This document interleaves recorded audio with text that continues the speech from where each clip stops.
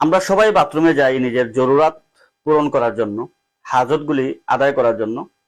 একটু খেয়াল রাখবেন, বাথরুমে যখন ঢুকবেন তখন বাম পা দিয়ে ঢুকবেন এবং এই দোয়াটি অবশ্যই পড়বেন, আল্লাহুম্মা ইন্নী আউযু বিকা মিনাল খুবুসি ওয়াল খাবাইস।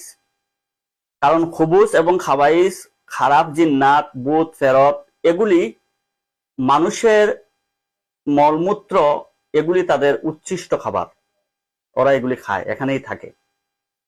যখন মহিলারা বাথরুমে ঢুকে মাথায় কাপড় না দেয়, মাথা থেকে কাপড় সরিয়ে ফেলে, তখন ওই মহিলাদের মাথায় ওই খবিস জিন্নাতগুলি প্রস্রাব করে, ভূতগুলি প্রস্রাব করে, ফেরতগুলি প্রস্রাব করে।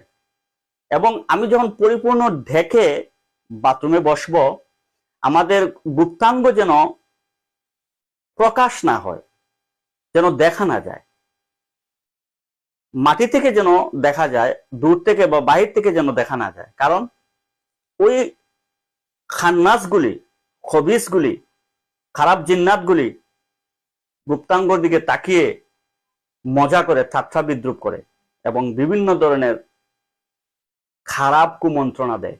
এজন্য এদিকে আমরা সতর্ক থাকব।